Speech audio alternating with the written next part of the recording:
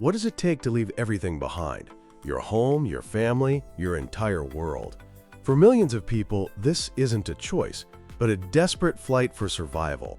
Today on Fun Facts Online, we're delving into the long, arduous road to asylum, a journey through a labyrinth of modern immigration systems that tests the very limits of human resilience.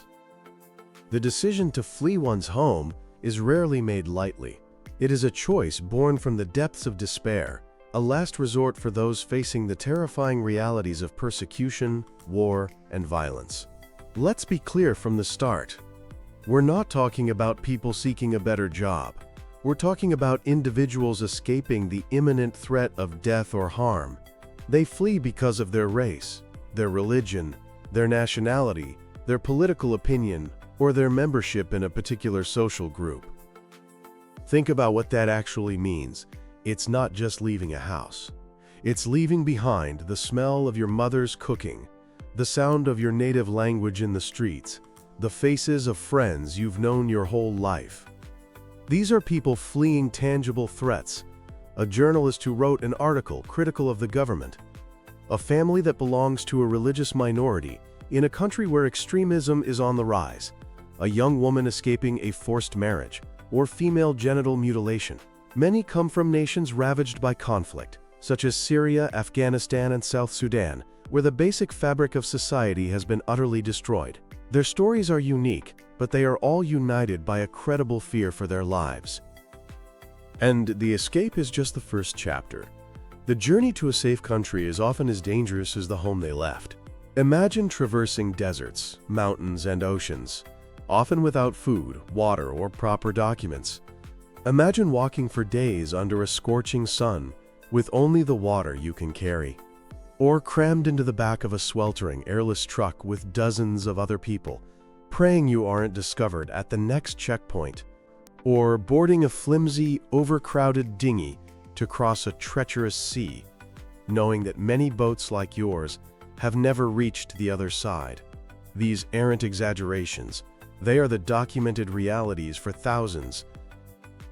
This desperation makes them vulnerable to smugglers and human traffickers. The exploitation by these criminal networks is a particularly dark chapter. They prey on desperation, charging life savings for a passage that is often a death trap. They abandon people in the desert, sell them into forced labor or sexual exploitation, and commit unspeakable acts of violence. A notorious example is the Darien Gap, a dense, lawless jungle between Colombia and Panama. It's 66 miles of mountainous rainforest with no roads, filled with poisonous snakes, dangerous river crossings, and armed groups who rob, assault, and murder migrants with impunity. One asylum seeker named Ivan, who fled Venezuela and crossed it with his brother, said, "In the jungle you must have physical strength and mental strength, because if you don't have mental strength, you go back." His words capture the immense fortitude required, a battle that is as much psychological as it is physical. Now you might think, isn't there a system for this? And there is, at least on paper. The right to seek asylum is a fundamental human right, enshrined in international law. The cornerstone is the 1951 Refugee Convention and its 1967 Protocol.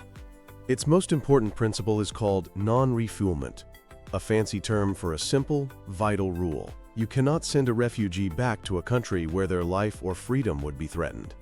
This right is also enshrined in Article 14 of the Universal Declaration of Human Rights from 1948. These are complemented by other key agreements, like the International Covenant on Civil and Political Rights, which further protect the rights of all individuals, including refugees, to freedom from torture and access to education and health care. The United Nations High Commissioner for Refugees, or UNHCR, was created specifically to oversee this system. Established after World War II, the UNHCR is mandated to provide international protection and find permanent solutions. Its duties range from providing emergency assistance and advocating for refugee rights to collaborating with governments. In some countries that lack a fair national system, the UNHCR may even be directly involved in registering and deciding on asylum claims. So the promise of protection exists, but turning that promise into reality is where the journey enters its next bewildering phase. Once an asylum seeker reaches a country of potential refuge, they don't find open arms. They find a wall of bureaucracy. The process typically involves 3 steps: registration, an interview, and a decision. Registration is the formal first step, where biographical and other crucial data are collected. Then comes the personal interview, which is the heart of the process. It's the asylum seeker's one chance to explain, face to face, the horrors they fled, and why they fear returning. Everything said is meant to be strictly confidential. Finally, based on all this information, a government official makes a life-altering decision: grant refugee status or deny it. Simple, right? Far from it. This is where the labyrinth truly begins, with massive legal and bureaucratic hurdles. Modern immigration systems are incredibly complex. In the United States, for example, there's a strict 1-year deadline to file your application after arrival. Many people, traumatized and disoriented, don't even know this rule exists until it's too late. Recent policy changes have added even more obstacles. In the U.S., proposed rules aim to allow asylum officers to apply certain bars to eligibility much earlier in the process, during the initial fear screenings at the border.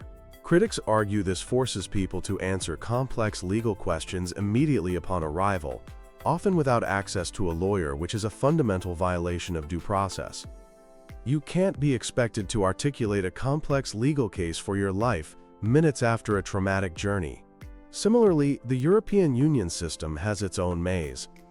The Dublin regulation, for instance, generally requires that the first EU country an asylum seeker enters is responsible for examining their claim.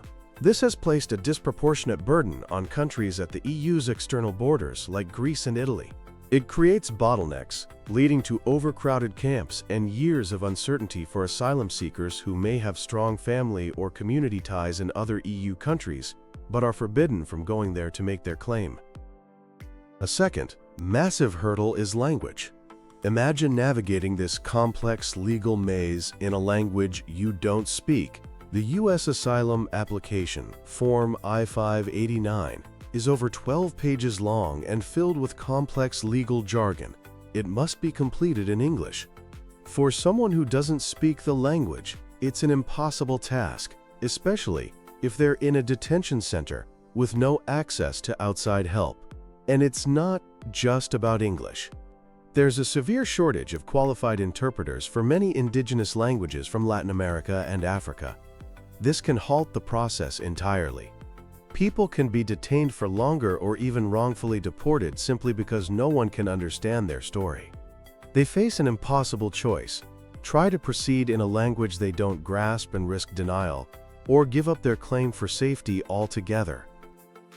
Perhaps the most torturous part of the process is the waiting game. Asylum systems are choked with backlogs.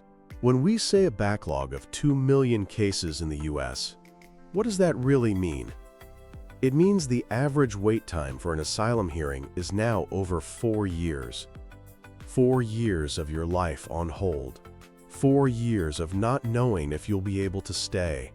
4 years of living with the trauma of your past and the anxiety of your future. While you wait, you are often barred from working legally, forcing people into destitution or the underground economy, making them vulnerable to exploitation all over again. In many countries, asylum seekers are held in detention centers while their claims are being processed. Study after study shows that this has a devastating effect on mental health. And this brings us to the profound human cost. The journey to asylum is a brutal assault on mental health. It's a triple blow: the trauma from their home country, the trauma of the dangerous journey, and the trauma of the post-migration stress of navigating this system. It's estimated that about 30% of all refugees and asylum seekers suffer from post-traumatic stress disorder, with a similar number experiencing severe depression. This prolonged uncertainty is a form of psychological torture. The human brain is not built to withstand years of limbo under a constant threat of removal. It erodes resilience. It magnifies the symptoms of PTSD. Flashbacks become more frequent. Depression deepens. Anxiety becomes crippling. One asylum seeker in the UK put it this way: "You can't sleep at nighttime, always thinking about the Home Office. Maybe they want to send you back home today or tomorrow. You never know." Children are especially vulnerable. They might show it by regressing in their behavior, losing skills they once had, or complaining of physical ailments that have psychological roots. Their well-being is directly tied to their parents' ability to cope, and when parents are struggling with their own trauma, the whole family suffers. Yet, despite this overwhelming need, seeking professional help is rare due to cultural stigma, a deep-seated lack of trust in official systems, and, once again, the ever-present language barrier. The system, designed to provide safety, often ends up inflicting a new layer of trauma. But this story is not just one of suffering. It is also one of incredible resilience. People who have endured the unimaginable find ways to build new lives and share their stories. Take Hamed Amiri, whose family fled Herat, Afghanistan, after his mother was targeted by the Taliban. Their harrowing journey became the basis for a celebrated, sellout play, turning a story of pain into one of love and strength. Or another man who fled political persecution, found an unexpected way to process his trauma and connect with his new community. Stand-up comedy. While still trapped in the waiting game of the asylum system, he uses laughter to share his experience and spread hope. These stories show us that asylum seekers are not just victims. They are survivors with talents, skills, and dreams. Providing opportunities is key. Access to education, for instance, isn't just about learning. It's a beacon of hope. It provides structure, a sense of purpose, and has been proven crucial for improving mental health and fostering integration. So, where do we go from here? The long road to asylum is a mirror reflecting the best and worst of our world. It reflects conflict and persecution, but also the universal human desire for safety and dignity. The path forward requires a multifaceted approach. First, governments must uphold international law. The 1951 Refugee Convention is not an abstract historical document. It is a living commitment to protect human lives. The principle of non-refoulement must be absolute. Second, asylum procedures must be reformed to be fair, efficient, and accessible. This means ending arbitrary deadlines, providing government-funded legal counsel, and ensuring access to qualified interpreters. Third, we must invest seriously in mental health support, providing culturally competent services that understand the specific traumas refugees face. Finally, integration is a two-way street. Host communities have a vital role in welcoming newcomers, fighting the poisons of racism and xenophobia, and creating opportunities. This isn't just about laws and policies. It's about people. It's about Hamed's family. It's about Ivan and his brother. It's about the comedian finding light in the darkness. Each of the millions of backlogged cases represents a human life, a story, a hope for a future free from fear. Creating a better system is not an act of charity. It is an affirmation of our shared humanity. It's an investment in a world where the right to be safe isn't just a principle written in a convention from 1951, but a reality for every person forced to flee for their life.